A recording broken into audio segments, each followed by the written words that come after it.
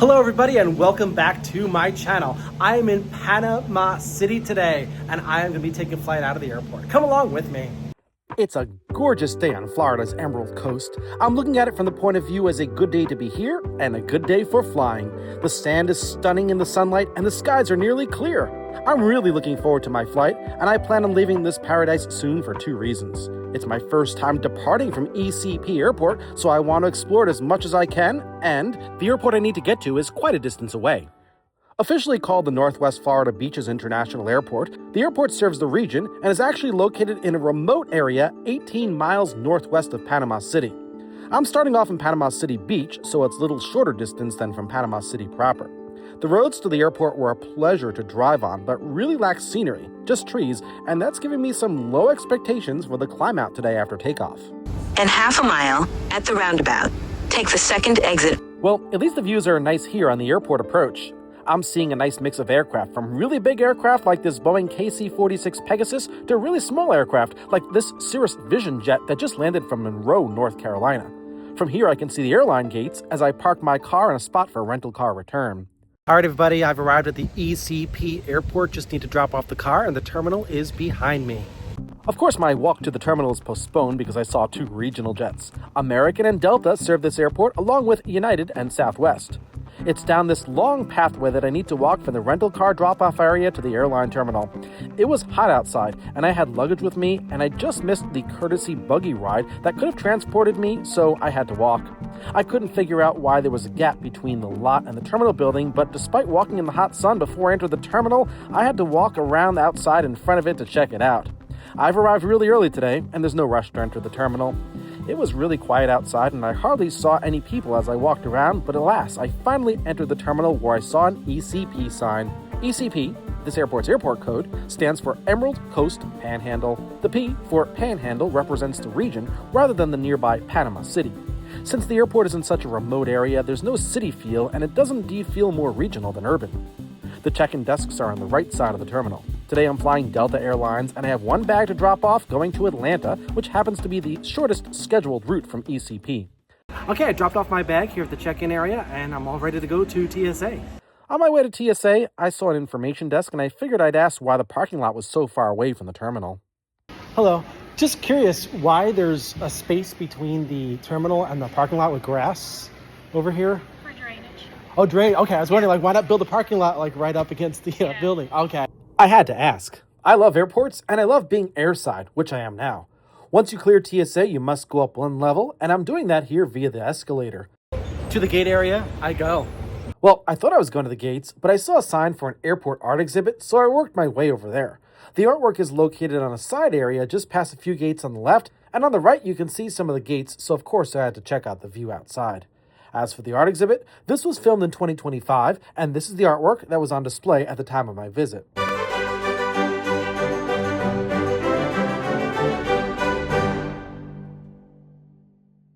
Looks like I'm going to be here for a while. Well, now I know why there was a bit of a gap between the rental car drop-off area and the terminal itself. It's a little bit hot out, so I got myself an ice cream cone. My aircraft today is delayed a bit. It was coming from Oklahoma City to Atlanta, and then it's supposed to fly from Atlanta to here. It got delayed out of Oklahoma City. It is still not in the air yet in Atlanta, and I, of course, am at the airport that the aircraft is coming to bring me to Atlanta, but I generally always arrive early. Today's flight should be pretty quick and easy, climbing only to 25,000 feet. The duration of the flight is less than an hour today. This airport is celebrating 15 years. Not so often that you get to fly out of an airport that's only 15 years old. The airport code for this airport is ECP, Echo Charlie Papa. I believe that stands for Emerald Coast Panhandle, since we're on the Florida Panhandle. I have flown out of another Emerald Coast airport before, but it was in Italy, the Costa Smeralda airport in Olbia in Sardinia. Interesting. Since I'm delayed, I have some time to walk around the principal gate area. Here, there are only a few gates, and it was a busy period when I was there. I'm going to take it to the very end, which means going back down to the surface level. My flight's leaving from gate 4 in the upper level, but I'm going to go check out some gates on the lower level because why not? It's an airport. I don't know why there are 2 levels of gates considering this is a small terminal. I love gates that are on the same level as the ground because when you're down there, you feel like you're part of the ramp and aircraft movement areas. It's a nice space down here, and I wish my flight would be using a gate at ground level. It's nice being at ramp level. But I'm going to head back up to check on my delayed flight, so it's back up to the upper level. My departure gate will be gate 4. The gate is located just to the right of the escalator. And the flight is still delayed and the inbound plane is not here yet. I'm going back down. So that's my gate over there, but I found this area just below my gate where there's absolutely no people. Everyone's kind of crowding over there so I can watch my aircraft pull into the gate from ramp level. It's pretty neat. There's no doubt this is the place to be. Okay, I'm here, but I noticed there are some dots on the window. That's designed to keep the sunlight out. I think that's a problem for people who like to look at aircraft at the DTW, Detroit Airport. Well, I'm here now, the plane's coming in, so I'm not gonna go anywhere. I'll just have to keep my distance from the window so I can focus on the aircraft. This is actually a really, really cool place, and the good thing is that I can hear all the announcements from my gate right over there. They're making the announcements up there right now. And here comes my 33-year-old A320. Here she is, inbound from Atlanta, about to land on the 10,000-foot-long runway 16. Once it lands, it will vacate the runway to the right for a very short taxi to the gate. What I love about being here is that since it's a quiet spot, you can actually hear the engines as the inbound flight comes to a close.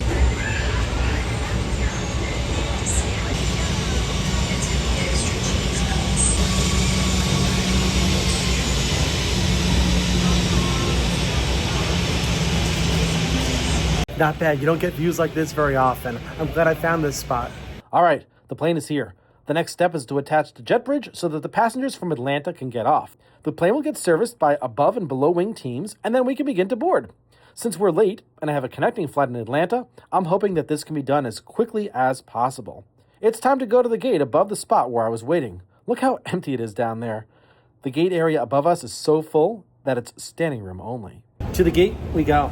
Oh, I've got to say, I am so happy I waited downstairs. This area here, the gate area, is super, super crowded.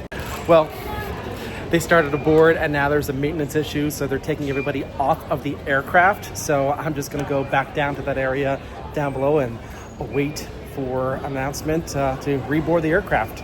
All right, I'm back down in the quiet area just below the gate, and there goes the aircraft behind me, and they're doing something to fix the air conditioning system aboard this very old A320.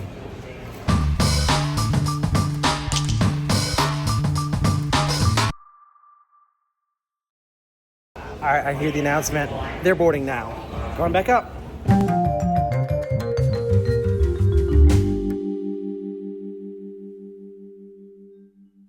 ATL, here we come. I'm gonna have a little bit less time for my connection, but I'll make it. All right, I'm finally getting on this Airbus. I purposely book long connections for situations like this. As I boarded the flight in Zone 4, I noticed it was really hot and the pilot was already making an announcement to address the heat situation. We are working through right now. We're on the phone with maintenance in Atlanta, and we did troubleshoot and reset it, and it just appeared again. So we're working as quickly as we can to resolve the situation and get some cooling airflow on here. So stay patient with us. We appreciate it. Thank you. We'll get right back to you with an update. Extremely warm on here. We're trying to work on that, so bear with us. In order to help that situation, if you reach up, make sure that those air vents are open, and please, let's not open windows. That sun is just going to heat the aircraft up so fast. What do? They just had to keep the window shades down. I'd rather be on a hot plane than on a plane with window shades down. I'm not paying for seat or comfort. I'm paying for a window. Then it reared its ugly head again, and we're currently trying to resolve it again. Just a few more moments, and we should have some cool air coming through those vents above your head. Sorry for the inconvenience. At least the plane hasn't filled up yet with many passengers. I'm seated in the back because the seats back here had the best well-aligned available window at the time of booking. We got an air conditioning system on board that keeps giving us fits. It shuts down and then it works again. So what we're doing now is we're going to press, and once we get these engines up and running, we'll get off the air conditioning system we use at the gate, and we'll use the AC system from the engines. So with that said, welcome on board. Sorry for this inconvenience, but we'll get off as soon as we can and get this cabin cooled down to appropriate level. 43 minutes en route, expecting good weather. If anything changes up here, you'll be the first to know. Thanks again for flying in Delta. Eventually, the air system worked, and I believe that the pilot started the engines at the gate. It was hard to tell with the window shades down, but once it cooled off, I kept the shade open just a little bit so I could see out. We're ready for pushback, and I'm not going to watch a movie or TV show. That's something reserved for when you have free time or some boredom, and free time and boredom do not apply at all to me when I'm on an airplane. Today, we'll be taxiing to runway 16, which is the same runway that I saw this plane land on 90 minutes ago. 90 minutes? Yes, you heard that correctly. It took an hour and a half from the time that this plane landed to the time that it pushed back. It could have been done in less than an hour, but the maintenance issues caused a ground delay. Yes, I have experienced issues like this on many airlines, so I'm not going to blame Delta for this. I just like to say that no matter what airline you fly on, you're bound to experience some sort of delay somewhere. But having a connection, of course, does make the delay more nerve-wracking. If Atlanta was my final destination, then it would be fine. But if I miss my connection, well, I'll have to spend the night in Atlanta. That's not fine. We're all set for takeoff on a 10,000-foot-long runway 16, and judging from satellite imagery, there will not be a lot to see on takeoff. Unfortunately, this airport is far away from the city center, and it's in a wooded area, and since we're headed north to Atlanta, we'll be turning after takeoff, so we won't fly out over the water, which is further out runway heading. We'll just have some more views of nothing. The good news is that we'll see our shadow on the initial climb out. But there are two bad news items. One, there won't be much to identify down there. And two, once we turn around and head north toward Atlanta, the sun will be on this side of the plane, causing really bad sun glare.